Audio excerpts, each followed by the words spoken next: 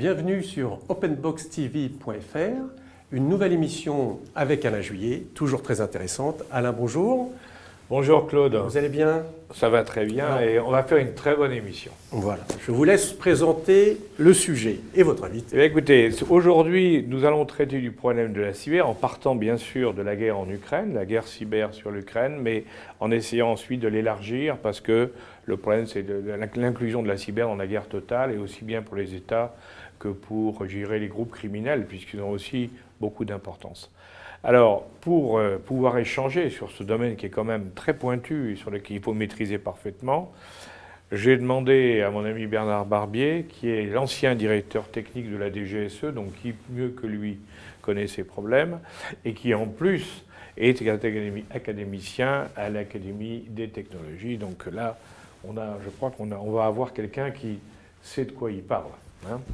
Et alors, pour commencer, on va reprendre selon notre vieille tradition, on va demander à une analyste de l'EGE, de l'École de guerre économique, Anna, de bien vouloir nous présenter leur analyse, parce qu'ils sont un groupe qui ont travaillé dessus, et qui nous permettra, si à partir de cette analyse, nous pourrons démarrer la discussion que nous allons avoir ensemble et l'échange que nous aurons.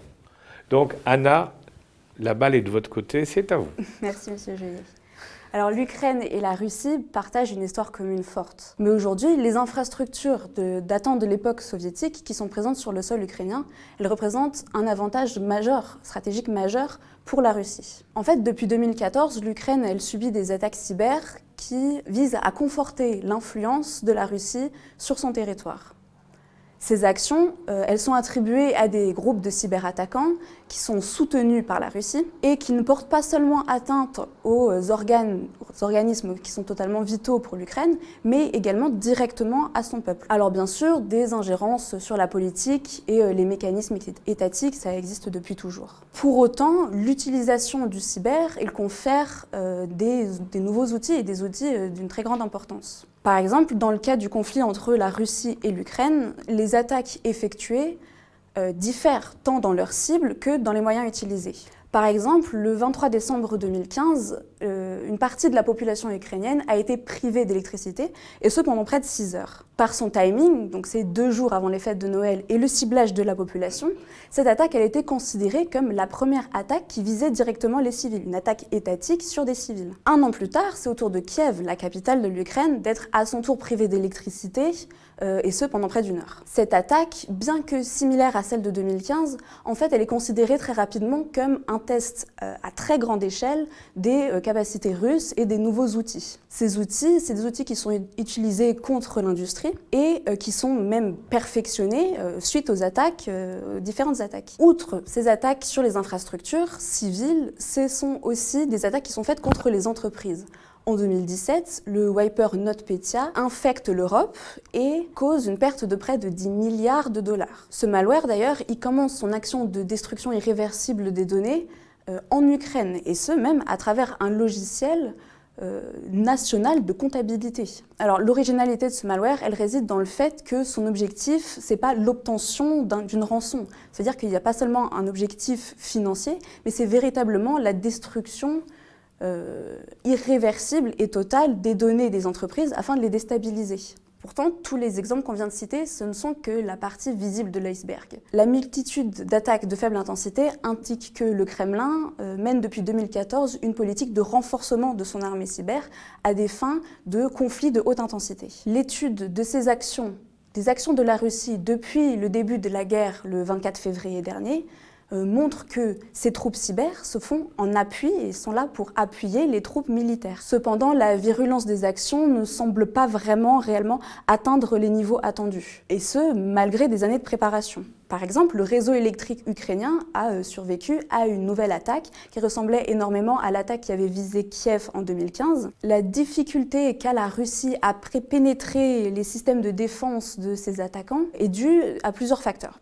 Le premier facteur, ce serait le soutien des Américains et des entreprises américaines à l'Ukraine. Notamment, depuis novembre 2021, ce soutien cyber a notamment permis le nettoyage et l'amélioration de ces fameuses infrastructures ukrainiennes qui dataient de l'époque soviétique. Cette aide-là a également permis de détecter en amont et de contrer des attaques cyber, et par exemple notamment l'attaque sur les infrastructures électriques. Ensuite, un deuxième facteur de difficulté qu'a la Russie, c'est le contrôle de ces cyberattaquants et de ces groupes de cyberattaquants. En fait, les fortes accointances dont on a parlé entre les deux pays, elles font qu'il y a beaucoup de dissonance au sein même de ces groupes.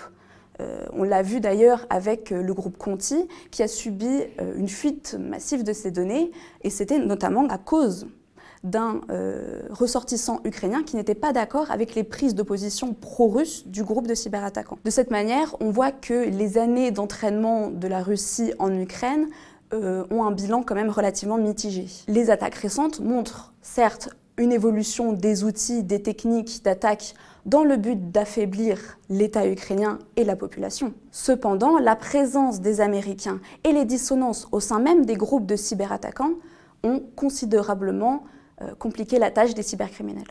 Merci Anna pour cette introduction, cette analyse de fond qui va nous permettre de redémarrer maintenant avec Bernard Barbier pour évoquer ce monde du cyber, cette guerre du cyber. Et moi j'ai déjà en vous écoutant, j'avais une première réaction, c'est quand vous avez dit la première attaque sur une ville qui a coupé toute l'information sur la ville, donc a été faite en Ukraine. Moi, j'ai quand même le souvenir d'une ville de Corée du Nord, suite à l'attaque de Sony, par justement des Coréens du Nord, des hackers du Nord qui ne supportaient pas que Sony puisse faire un film sur leur dictateur. Et il y avait une attaque donc des studios à Los Angeles. Et comme par hasard, quelques mois après, il y avait une ville de Corée du Nord qui avait subi les mêmes arrêts d'électricité que ce que vous évoquiez. Donc je pense que là, on est dans ce qu'on appelle la guerre totale, d'ailleurs vous l'avez dit. Et c'est un peu le premier point que je voulais évoquer avant de parler des hackers, avant de parler il y a beaucoup de choses à dire sur toute cette guerre, en particulier sur l'Ukraine, mais en général aussi. La première question que je voulais poser à Bernard, c'était de savoir, en définitive, on pourrait se tutoyer parce qu'on se connaît depuis toujours, ce sera plus facile. Est-ce qu'on est dans cette guerre totale, est-ce qu'en définitive, ce qui se passe en Ukraine n'est pas une version plutôt soft, d'après ce qu'on voit, de ce qu'on pouvait craindre? Pour moi, je pense qu'il faut élargir même à ce que j'appelle une guerre de l'information, qui est plus générale que la cyber. On voit bien qu'il y a une vraie guerre de l'information des deux côtés. Et ce qui est extraordinaire, c'est l'utilisation finalement de ce qu'on appelle l'OSINT, disons l'information ouverte, qui est omniprésente et qui est due au fait que tout le monde a un téléphone portable. Et le dernier exemple qui est incroyable, c'est juste avant que le cuirassier Moskova coule, il y a sur les bateaux qui sont venus le sauver, il y a des gens qui ont utilisé leur téléphone portable, donc des militaires russes. Bon, visiblement, la discipline n'est plus ce qu'elle était, et qui ont publié, malgré la censure russe, quelques images qu'on voit, et on voit le navire se pencher dangereusement, un incendie majeur. On voit que la mer est totalement calme. Ah, elle est calme. Totalement. Alors qu'il a été dit que la mer était démontée. Non, la mer est totalement calme. Donc, ce n'est pas la mer agitée qui a coulé le navire, c'est les missiles ukrainiens. Et on voit bien que cette information qui a essayé de censurer Moscou n'a pas réussi. Et parce qu'actuellement, l'utilisation des réseaux sociaux, l'usage généralisé des téléphones portables, c'est un fait. Et dans une guerre maintenant totale comme on a, la guerre de l'information, elle est aussi une guerre totale. Un autre point, par exemple, les soldats russes ont volé plein de téléphones portables Apple, donc des iPhones, et même aussi des iPods, donc des écouteurs. Il faut savoir que maintenant, tous ces systèmes sont géolocalisés et géolocalisables. Et donc, on peut suivre ces soldats russes pilleurs, on peut les suivre maintenant. Parce qu'ils ont oublié que ces outils les géolocalisaient. On est vraiment dans une évolution majeure de la guerre de l'information qui est incroyable, en fait. Et alors, les gens du site antivirus me disaient l'autre jour qu'en définitive, depuis le début de la guerre en Ukraine, il n'y a pas eu tellement d'attaques criminelles comme on en a connu dans le passé. Et la question qui se posait était, est-ce que les groupes criminels russes, comme Fanzibir, Kozibir et les autres, qui travaillaient pour des services russes, Est-ce qu'ils sont au chômage ou est-ce qu'ils ont changé d'approche? Parce que ça semble quand même un peu Alors moi, différent. j'appelle pas ça des groupes criminels, j'appelle ça des mercenaires, en fait. Oui, c'est vrai que c'est plus exact. Oui, des corsaires. corsaires, allez. Plutôt des corsaires, Des des mercenaires. Allez, des corsaires. C'est plus gentil. Parce que je pense que il est difficile pour l'administration russe d'embaucher des experts cyber à des salaires convenables. Donc, ils utilisent des corsaires. Mais en fait, ce qu'on appelle les ransomware, ça continue de façon normale. Hein, je veux dire, on en parle peu, mais j'ai demandé là aux experts, ils m'ont dit que ça continue et que tous les jours, il y a encore voilà, des entreprises rançonnées, des collectivités locales. Non, ce qui est surprenant, c'est qu'on pouvait s'attendre à des actions offensives cyber russes préventives qui, en fait, n'ont pas eu lieu. Les actions qu'il y a eu contre l'Ukraine ont été finalement d'un niveau assez faible. Hein. Il y a eu des actions de ce qu'on appelle des DOS, hein, de saturation des réseaux. Voilà. Il y a eu des attaques. Il y a eu à peu près 80 attaques détectées par ce qu'on appelle le CERT, hein, qui est le centre officiel ukrainien. Celle qui a fait le plus de bruit, c'est l'attaque sur le réseau de télécom par satellite, qui était un système complètement civil, mais qui a été utilisé par l'armée ukrainienne, en particulier pour les drones, et qui a surtout eu des conséquences en dehors de l'Ukraine, puisque ça a eu beaucoup de conséquences en Allemagne et en France, puisque c'est un système utilisé par des entreprises ou des particuliers. Alors, ce qui est clair, c'est que les Américains ont changé de stratégie, donc il y a maintenant une stratégie offensive des Américains qui est de communiquer des informations qui sont assez classifiées, en fait, qui étaient classifiées jusqu'à maintenant, que les Américains ont décidé de classifier, et donc ils ont beaucoup communiqué. En particulier, ils ont beaucoup communiqué sur le fait que, visiblement, ils connaissaient la date du 23 février, et donc ils ont préparé donc la NSA, dont les experts cyber-étatiques américains, à l'aide des entreprises américaines, sont venus durcir les systèmes critiques ukrainiens pendant 2-3 mois. Et puis, visiblement, ils l'ont dit clairement que ça a fait rater les attaques russes. Et puis, quelque chose de très récent, en fait, hein, c'est il y a 15 jours, et c'est pareil, c'est très étonnant que les Américains aient communiqué. Ils ont dit ouvertement, hein, donc c'est Ann Numberger, qui est la représentante de l'experte cyber venant de la NSA, conseillère de Biden, qui a dit que les Américains ont lancé une opération offensive pour détruire les implants qu'ils avaient détectés. Hein, donc des implants, c'est des malwares qui sont implantés dans des infrastructures informatiques critiques d'un pays pour exploser au moment où on veut que ça explose. Et donc les Américains, visiblement, ont suivi toutes les opérations russes d'introduction de ces implants, et ils les ont fait sauter, entre parenthèses, avant que les Russes les utilisent. Et ça, donc, ce qui fait que ça, c'est très important. Et les Américains ont communiqué, en fait, sur cette opération offensive. Alors, ils n'ont pas donné de détails. Est-ce qu'ils ont, par exemple, détruit des implants qui étaient positionnés sur des infrastructures critiques françaises ou européennes? On ne sait pas. Mais c'est ça, on ne sait pas. Ils n'ont pas dit si c'était uniquement des infrastructures ukrainiennes. Donc, alors, les Américains, ils ont fait beaucoup de choses, parce que, par exemple, je lisais l'autre jour que Elon Musk aussi a dit, parce qu'ils avaient des problèmes, les Ukrainiens avaient des problèmes de liaison radio. Oui, parce que le satellite qui a été utilisé pour ça dans les drones turcs, c'était un satellite commercial, donc et du coup, il n'y avait plus de liaison. En fait, les Russes ont lancé une cyberattaque contre les modems, hein, ce qu'on appelle les modems, c'est les boîtiers terminaux, qui n'étaient absolument pas protégés. Et donc, ils ont détruit le logiciel de ces modems, ce qui fait qu'il faut les réparer un par un, donc ce qui prend un temps fou. Et donc, Elon Musk a donné des terminaux.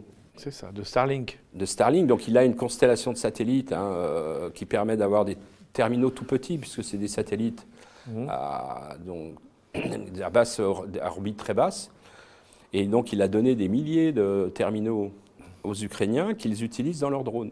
C'est ça, pour pouvoir travailler. Et les Russes, ont engagé des énormes moyens de guerre électronique. Hein, donc on voit des camions gigantesques qui servent à brouiller les GPS Donc les Russes brouillent énormément les GPS sur le champ de bataille, donc utilisés dans les avions et dans les drones et partout. Maintenant, le GPS est utilisé partout. Bien sûr, Et alors, ce qui est incroyable, c'est qu'en changeant, en faisant évoluer le logiciel, donc les équipes d'Elon Musk ont réussi à contrer ce brouillage du GPS, des terminaux satellites, et simplement en une journée. Alors d'ailleurs, ça a étonné énormément le Pentagone américain, parce qu'ils se sont dit, mais regardez, une entreprise privée, ce qu'elle sait faire, nous, on aurait mis 6 mois à faire bouger nos systèmes, alors que regardez, donc ça pose beaucoup de questions sur finalement les usages de technologies civiles dans des systèmes militaires. Oui, et là, dans le fond, c'est une forme de guerre totale. Si on se met à utiliser les civils pour pour suppléer aux militaires dans des opérations d'action offensive ou défensive, on est dans la guerre totale. L'exemple, il y a un très bon exemple, c'est que visiblement les systèmes de télécom russes sécurisés, en France on a ce qu'on appelle le PR4G, etc., très sécurisés, ne fonctionnaient pas en Ukraine. Et donc les Russes, l'énorme colonne de 60 km qu'on voyait qui arrivait sur Kiev, a dû utiliser des téléphones portables ukrainiens pour communiquer. Ce qui fait que les Ukrainiens ont écouté les communications. Ils utilisaient des talkie-walkie japonais, américains, là, des trucs qui valent 10 €, donc du commerce en fait, et pour communiquer, vous voyez. Donc ça montre qu'on est dans un conflit traditionnel, mais aussi technologique, et que finalement la séparation entre civils et militaires devient vraiment très très faible. Oui, mais je voyais aussi, là, c'est encore tout à fait récemment, c'est le numéro 2 du bataillon Azov là, qui est coincé à Mariupol et qui a envoyé un message en demandant des négociations pour le sortir. Et il l'a fait sur Telegram, oui. Donc c'est absolument incroyable. On se met à utiliser des moyens civils et cryptés civils pour faire passer des messages entre des militaires assiégés qui sont en train de se battre. On est dans un monde qui n'a plus rien à voir avec le militaire classique. Moi, je me pose la question, c'est pourquoi les Russes n'ont pas cassé l'infrastructure de téléphone mobile ukrainienne, puisque c'est visiblement les réseaux, les bornes, ce qu'on appelle les BTS fonctionnent.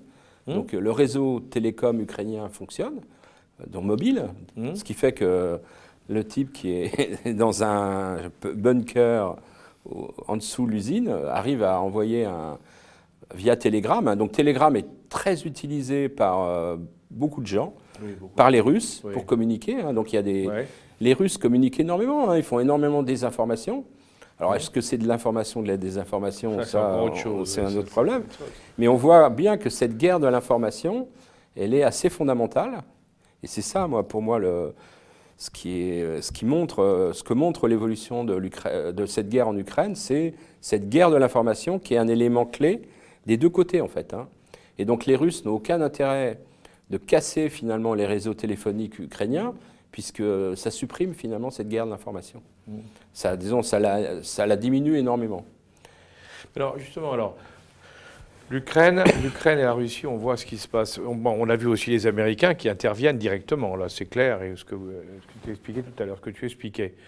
Est-ce que dans les pays d'Europe, alors là, on n'est pas des belligérants, puisqu'on ne veut pas reconnaître qu'on fait la guerre, mais enfin on est quand même complices, parce que, d'une certaine manière, on participe, puisqu'on fournit des armes, on envoie de l'argent, enfin on envoie tout. Donc là-dessus, c'est un habillage un peu discutable.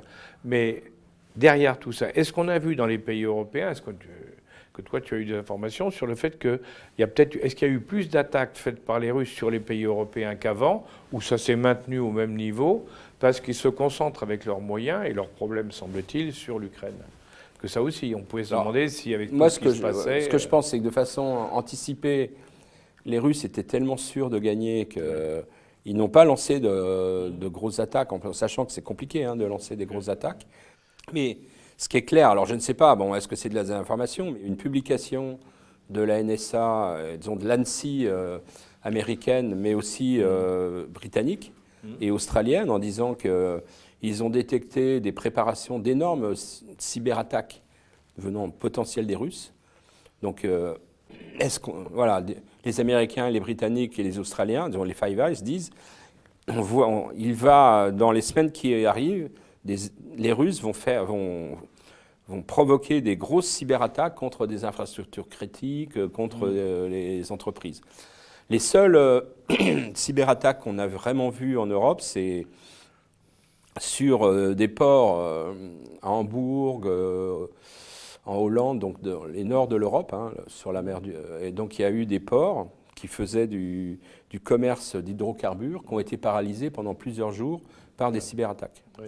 Alors d'ailleurs, ce qui a été nié d'ailleurs par les Allemands, hein, l'ANSSI allemande, le BSI a nié. Ils n'allaient pas reconnaître que en fait c'était simplement des cybercriminels. Voilà. Oui. Mais moi je pense que, alors je ne sais pas si je suis pessimiste, mais je pense que les Russes ont montré une extraordinaire capacité technique dans l'opération SolarWind, hein, je sais pas, bon, pour ceux qui a été une opération qui a beaucoup surpris les Américains, dont Microsoft. Hein, dont Microsoft a été une des grosses victimes. D'ailleurs, le PDG de Microsoft, peut-être pour se défendre, a dit, mais vous vous rendez compte, c'est des milliers d'ingénieurs qui ont travaillé pendant plusieurs années pour préparer cette opération. Donc les Russes ont montré leur savoir-faire, et je pense qu'il faut s'attendre à ce que ce savoir-faire, on le subisse dans les semaines qui viennent. C'est ça. Alors, chose aussi très intéressante, c'est... parce que bon, moi, dans ma première carrière professionnelle, j'ai participé très activement à la dissuasion nucléaire française. Et je pense que c'est très intéressant, c'est de voir finalement peut-être cette doctrine, une doctrine en train de se construire. Alors, finalement, on a des belligérants qui sont un pays doté et un pays non doté. Mais ce pays non doté, l'Ukraine, est aidé par des pays dotés comme la France ou les USA. On voit bien, donc, Poutine a dit à un moment donné, attention, moi, j'ai déverrouillé la gâchette de l'arme nucléaire. Donc, il y a toujours cette menace de l'arme nucléaire. Donc, l'Europe, l'OTAN ne veut pas devenir ce qu'on appelle un belligérant, puisque à ce moment-là... Et donc, la cyber, finalement, est un terrain d'action où on n'est pas considéré comme belligérant, surtout si on n'attaque pas vraiment des infrastructures militaires. Et je pense que ça va être il va y avoir finalement une jurisprudence qui va se construire avec l'Ukraine sur finalement l'usage de la cyber en tant qu'arme dans un conflit qui pourrait être un conflit majeur entre des pays, quoi. Et je pense ça va être intéressant de voir comment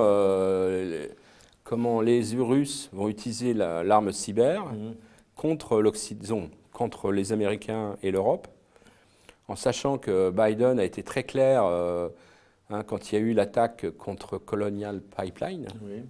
Il a dit, attention, donc les Américains avaient oublié de légiférer sur les OIV, comme on a fait en France, puisqu'ils n'aiment pas légiférer, donc les opérateurs d'importance vitale.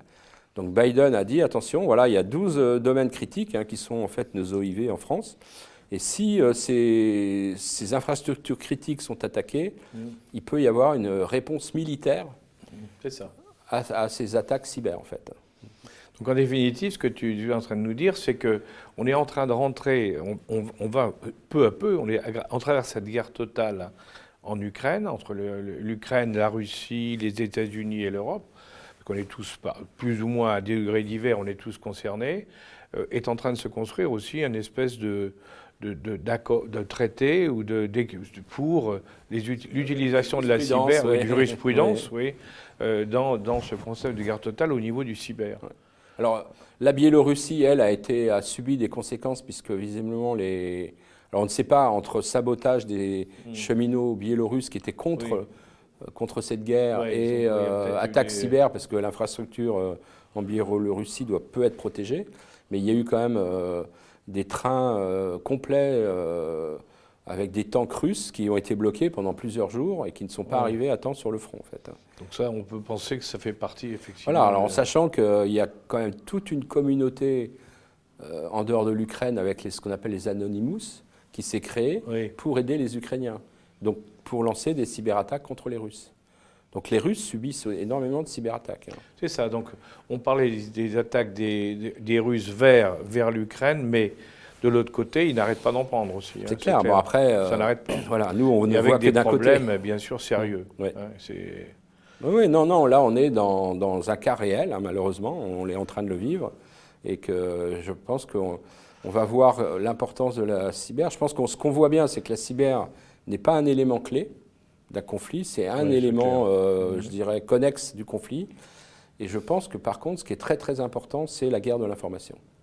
Une guerre totale de l'information avec l'utilisation gigantesque, finalement, des données ouvertes liées au téléphone portable. Là, le fait que c'est quelqu'un avec son téléphone portable qui filme, il filme la réalité. Oui, là, ça donne... Et diffuser cette réalité via Telegram, qui est un énorme outil de diffusion de l'information.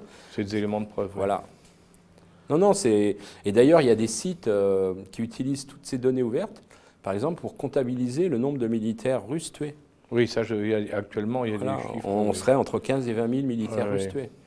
Bon, pour eux, les Russes, c'est secret pour ça. D'ailleurs, entre parenthèses, ça, c'est juste un commentaire à côté. Mais on parle effectivement, on dit toujours il y a des morts partout, on parle toujours des civils. On oublie de signaler également que les Russes ont énormément de morts, les Ukrainiens aussi, mais les Russes ont énormément de morts et que ces morts-là, il faut aussi les enterrer. Oui. Donc en définitive, lorsqu'on parle de tout ce qu'on trouve, il faut être sûr qu'il n'y a pas un mélange de morts des deux côtés. Ça, c'est parce que c'est très possible. Oui, c'est clair. Ouais. Ça, probablement d'ailleurs, parce qu'on ne voit pas très bien comment ils font. Alors il y a un phénomène qui est aussi pareil, hein, c'est les Ukrainiens, peut-être avec l'aide d'autres, ont réussi à voler l'identité de 150 000 soldats russes, avec les photos et tout. Donc ils diffusent ces informations-là. L'armée ukrainienne utilise énormément la reconnaissance faciale. Oui, ça aussi. Donc ils prennent en photo les cadavres et donc ils identifient la personne en disant bah oui, et donc ils envoient l'information après sur les réseaux sociaux en disant un tel a été tué. C'est ça. Et ils téléphonent à la famille en disant voilà. Donc il y a une utilisation aussi par les Ukrainiens de cette guerre de l'information. C'est des domaines qui jusqu'ici étaient totalement inconnus. Hein. On voit bien que les choses, la guerre est en train de changer de forme. Ça c'est très clair. Et alors comme tu l'as rappelé. Alors en plus, c'est vrai que sur le plan, on en parle régulièrement, mais c'est vrai que sur le plan nucléaire, il y a eu, comme tu l'as dit, Poutine a déverrouillé la gâchette. Et il faut dire aussi que tous les Occidentaux, on a peur des armes spéciales, des armes hypersoniques russes, parce que celles-là, on ne sait pas les arrêter. Or, elles peuvent transporter du nucléaire, donc ça joue. Mais tout le monde a peur d'utiliser du nucléaire, parce qu'on connaît les conséquences de tous les côtés. Par contre, en ce qui concerne le cyber, il n'y a aucune limite pour le moment. Non. Actuellement, il n'y a pas de limite. On peut faire ce qu'on veut. Alors, les Russes ont dit que si leur satellite était attaqué, là, ça pouvait être très grave. Ça pouvait devenir grave, oui. C'était très grave. Donc, ne pas mener des attaques cyber contre les satellites. Sur les câbles, moi, je suis intervenu plusieurs fois, ces fameux câbles sous-marins, effectivement, qui pourraient être coupés par les Russes, puisque les Russes auraient un ou deux sous-marins équipés pour faire ça. Couper les câbles, hein, oui. Pareil, est-ce que si c'est les Russes... Alors, pour l'Europe, il y a à peu près 30 à 40 câbles importants. De par la technologie de l'Internet, on commencerait à être touché s'il y avait 10 ou 15 câbles coupés. Oui, parce qu'on peut basculer d'un câble sur l'autre. Pratiquement, les routeurs, le trafic est reparti ailleurs. Mais ce qui serait intéressant, c'est que si déjà 2 ou 3 câbles sont coupés, donc il y a quelques câbles très importants, on détectera immédiatement qu'ils sont coupés. Quelle sera la réaction de la communauté internationale? Exactement. Moi, je pense que les Russes pour la plupart, sont des câbles de sociétés privées en plus. Hein. Et puis qui sont donc on n'est pas en train de toucher un domaine purement militaire, on est dans les câbles privés. Qui sont dans des zones internationales où il n'y a pas vraiment de loi. On ne connaît pas le statut de ces câbles, qui sont des câbles privés en fait. Ouais. On voit bien qu'on est de tous les côtés, on est en train de rentrer dans autre chose. Et en définitive, il va falloir il y a un travail de fond à faire ensuite. Bon, même si la guerre dure, il va falloir qu'on réfléchisse et qu'on fasse un constat de tout ce qui s'est passé, et ensuite de voir un petit peu, pour chacun des éléments identifiés, comment on peut y répondre. Moi, je pense que sur la maîtrise de l'information, la guerre de l'information et la cyber, On voit bien que c'est devenu des éléments extrêmement importants des conflits du futur, de ce conflit et du conflit du futur. Et moi, ce qui me pose beaucoup de questions, c'est sur la maîtrise de l'Europe de cet outil. On voit bien que les Américains, actuellement, sont les seuls à vraiment maîtriser. Bon, l'OTAN cyber n'existe pas, c'était un échec, parce qu'en fait, c'est pas l'OTAN cyber, c'est la NSA cyber, en fait. En fait, il n'y a pas d'OTAN, vraiment. Les Américains n'ont pas accepté de partager avec les autres pays. C'est clair. Donc maintenant, je pense qu'il faut absolument que l'Europe devienne indépendante et autonome dans ce domaine de la cyber et de la guerre dans l'information. Bon, ce qui pose beaucoup de difficultés hein, avec notre dépendance du numérique américain ou chinois, mais c'est fondamental. Il y a un exemple qui n'a rien à voir, mais c'est sur les drones. On voit bien que la technologie drone est fondamentale dans cette guerre. Bon, c'est une technologie low cost, hein, ça ne coûte pas cher un drone. C'est les Turcs qui font la percée avec les mêmes drones qu'ils ont utilisés pour l'Arménie. Alors, donc et c'est un sujet où la France s'est complètement ratée. Oui, ça c'est clair. Voilà, et donc on n'en a pas. On a tendance quand même, nous, à faire la guerre du passé, pas la guerre du futur. Hein. Je suis désolé, mais malheureusement, je vais peut-être me faire des ennemis, mais et sur la cyber, je ne voudrais pas qu'on fasse la guerre du passé et qu'il faut qu'on prépare la guerre du futur. Je crois que c'est un peu là-dessus qu'on peut conclure cette réunion, parce que, en définitive, on voit bien que le cyber est essentiel au niveau de cette guerre, et avec toutes ses implications et au niveau européen. Que si on veut avoir une chance de s'en sortir, il faut qu'on soit indépendant dans ce domaine au niveau des Européens. C'est sûr que vu la forme actuelle que prend la position européenne par rapport à la guerre en Ukraine, on n'est pas parti pour avoir une indépendance, malheureusement. Et donc, il y a de quoi s'inquiéter, parce que sans indépendance cyber, on voit bien que dans la forme nouvelle de conflit qui est en train de se mettre en place, eh bien, on a peu de chances, en définitive, d'arriver à aller au bout victorieusement, je dirais. Donc c'est un vrai problème, mais sur lequel on n'a pas fini de réfléchir. Malheureusement, je pense que les grands perdants de ce conflit, on ne sait pas comment ça va se terminer, mais il faut espérer que ça se termine rapidement. Ça va être l'Europe et la Russie. Oui, c'est clair. Et les deux gagnants, ça va être les États-Unis et la Chine. Oui, ça, c'est clair. En sachant qu'on a parlé de la maîtrise de l'information par les Américains, mais il faut aussi parler de la maîtrise de l'information par les Chinois. Ah, oui. Et donc, on va se retrouver, nous, face à deux blocs super dominants. Et donc, notre dépendance sera quasiment totale. Totale. Alors, moi, j'ai travaillé aussi dans les puces. Je pense que ce qui est en train de décider l'Europe sur les puces, c'est vraiment pour moi quelque chose qui est extrêmement important, positif. Hein, l'Europe va investir 100 milliards pour avoir une filière européenne de fabrication de puces de très haut niveau, hein, grâce à ce qu'on sait faire en France et dans d'autres pays, en Hollande. Je pense que le commissaire Breton a été très actif pour cette décision. Donc, les puces, alors c'est clair que le marché automobile du futur va dépendre énormément du marché des puces. Et donc, les Allemands là-dessus ont un intérêt énorme. Et donc, ça a beaucoup aussi poussé à cet très gros investissement européen. Mais je pense qu'il faudrait aussi que l'Europe investisse globalement dans le numérique, plusieurs centaines de milliards. Parce que moi, j'ai très très peur que quand cette guerre sera finie, l'Europe sera peut-être très affaiblie par rapport aux deux qui vont gagner, c'est la Chine et la Russie et les États-Unis.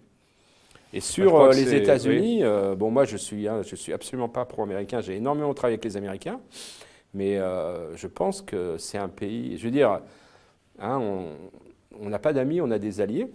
Oui. On connaît bien, on a travaillé nous dans des domaines où on sait bien, on connaît le fond des choses. Et je pense que chaque pays ne regarde que ses intérêts propres. Et il n'y a aucun cadeau qui est fait. On voit bien que les Américains sont en train de rafler tous les marchés des futurs avions par le F-35. Et on peut beaucoup se poser de questions. Je veux dire, il y a une guerre économique contre la Chine, oui, mais contre les États-Unis aussi. Il ne faut pas l'oublier. Et le numérique, pour maîtriser cette guerre, le numérique est fondamental. Voilà. Exactement, je crois qu'on peut conclure là-dessus. C'est qu'on voit bien que dans ce conflit dans lequel il n'est pas terminé, et qui est un conflit multifacette, parce qu'on parle de l'Ukraine et de la Russie, mais il y a plein d'autres problèmes qu'on vient d'évoquer, en finale, si on ne maîtrise pas le côté cyber, alors là, on n'a aucune chance de pouvoir gagner la guerre.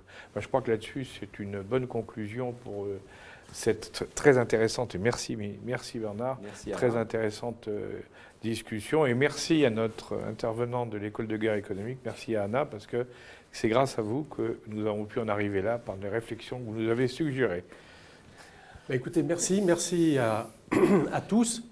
Ce qui est intéressant dans ces émissions, c'est qu'on creuse, et on découvre toujours des thèmes, on les garde en tête pour les prochaines émissions. Ah oui, absolument. Donc, retrouvez-nous sur openboxtv.fr. Des sujets, il y en aura. Très intéressant. Merci. Au revoir. Vous pouvez retrouver Openbox TV et nos émissions sur l'ensemble des réseaux sociaux. N'hésitez pas à vous abonner et vous y trouverez des informations exclusives et des événements à venir qui, j'en suis sûr, vont vraiment vous intéresser. Merci et à bientôt.